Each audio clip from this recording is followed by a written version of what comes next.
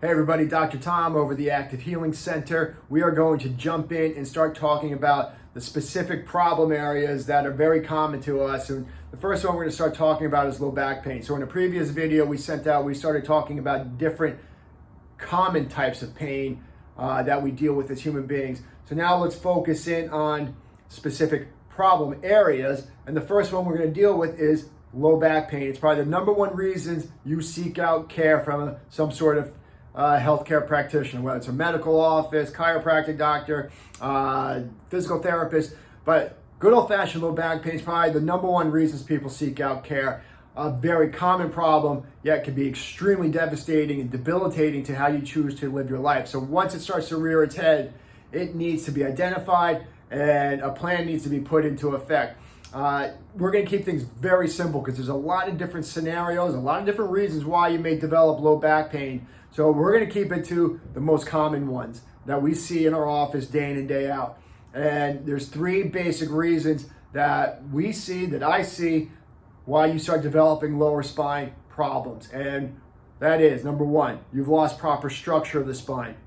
Number two, you've lost proper function of the spine. Number three is this combination of the first two. And that's probably the most common one. You've lost some sort of structure and function of the spine. And now you start to develop lower back problems, pain, discomfort, dysfunction. So let's jump in real quick and start talking about, well, what is proper structure and function of the spine? So if we're looking at the spine and the side view of the spine, this is where we want to see curvatures in the spine. Starting at the head, we should have a nice fluid arcing curve towards the front of the body. The mid-back should dip backwards between your shoulder blades. The lower spine is going to curve forward towards the front of the body. Again, those are the three good curves that we're looking for in the spine. We could put math to it. These curves are extremely important to the proper function of your body physically. So important. We talk about it all the time in our office. But those three curves, the mathematical equation we could put to it is those three curves make your spine 10 times more flexible, 10 times stronger. So it acts like that spring mechanism here, but it makes your spine 10 times more flexible to deal with all the pressures of stress and gravity being placed on our bodies. And we'll talk about that a little bit further. We lose one curve. If we lose one of those curves, typically the most common curve that we lose first is the one up top in the upper spine. We'll talk about that when we get to that part of your to the common problems that we deal with. But the most common one we lose is the one in the neck. But the math behind it says once we lose one curve, now we've lost 50% of the flexibility and strength of your spine. So the three curves make your spine 10 times stronger, down to two curves, so loss of one curve, now you're at 50%. You've lost 50% of your body's ability to deal with all the stress being placed on it. But again, the reason why we put so much importance and relevance on the proper structure of your body and these curvatures in your spine is because when we have all the stress from gravity being placed on us, when we have everything working correctly, not only the curves in your spine, but the angles from your hips to your knees, the arches in your feet, they're all there so that stress could be dispersed equally throughout the entire body. Because once we start to break this down, for whatever reason, but once we start to break it down, now we start getting focal points of stress, and that's damaging. And that's what we want to try to avoid as best and as much as we possibly can. And when we're dealing with the spine, the major area that we get lost, that gets damaged, is right at that L5, L4 level. So that becomes the most common problem area for people to have problems in those areas, disc problems, joint problems, L5, L4, and it's because of that loss of curves. The other thing that we look for in terms of structure is when we look at the spine straight on, I want to see the spine nice and straight up and down, arrow straight as much as we can. We don't want leans, we don't want curvatures to the sides at all. Again, once we lose proper structure, now we're losing proper function. So what we're looking for here, when I look at somebody, I want all these bones in the spine to line up arrow straight up and down the spine, all the way, from top to bottom.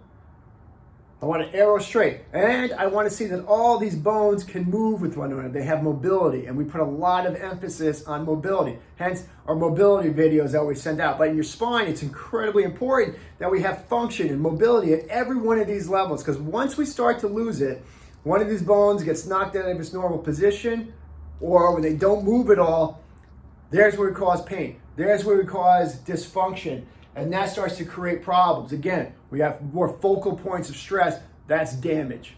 And then if we looked real quick at the soft tissue, where we start to have problems, because a common question people start to have is, well, is it a muscle problem or is it a joint problem? And again, the answer is it's probably a combination. All right, it's probably a combination of things going on in there. So the soft tissue behind this is you have ligaments that anchor all these bones together. The same thing as in your shoulder. You have ligaments that anchor your shoulder together. You have ligaments that anchor your knee, your hips together. All of it. They're tough, fibrous pieces of tissue that lock these bones down. All right, that's what helps to create stability in your spine, in these joints. So the ligaments anchor it together. Then you have muscles that tie in all over the place in your spine. You have the muscles, those are what move your spine.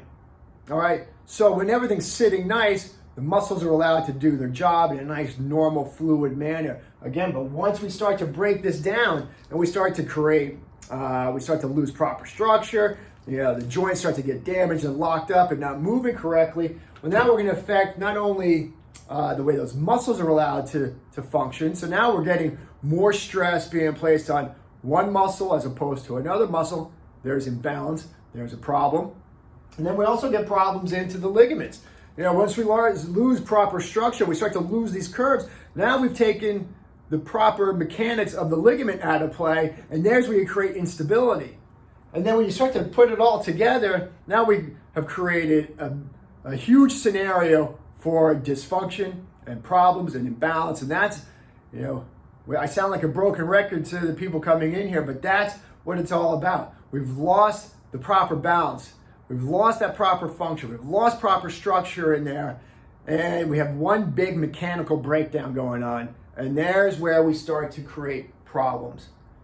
So the answer to the question is you have some sort of combination. There probably is some muscle involvement and muscle strain, muscle irritation, but it's probably some joint dysfunction as well. And that needs to get back on track. So the three basic reasons why, again, just to recap, why you have spine problems and low back problems is because you've lost the good structure that we're looking for, you've lost good function that we're looking for, some sort of combination, and that stresses out the muscles, that stresses out your ligaments, and now we have instability. So there's the recipe for a low back problem. So when we start to put a plan into effect, some do-level stuff at home that we've talked about in our mobility videos are, you could start to, our three mechanisms, right? We start to talk about, we want to release the stressed out muscles, all right? Get those muscles working better. We want to stretch out those areas and get those muscles elongated so that they can move better, and then put motion to it. So now you start to reset the nervous system so it starts to relearn better mechanics, and then do that over and over again. And that starts to retrain your body and how your body's able to work. So we've talked about, foam rolling. That's how you release the spine. That's how you release the muscles in your spine. You can use a foam roller. We've talked about using a peanut, all right? Get these muscles released so that they can move better.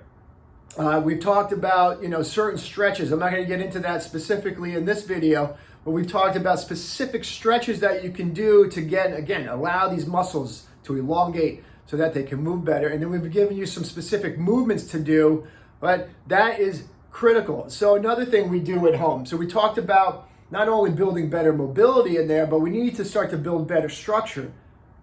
And the way we do that is that we need to get those ligaments involved. We need to get those ligaments to start to sit and hold into a better position.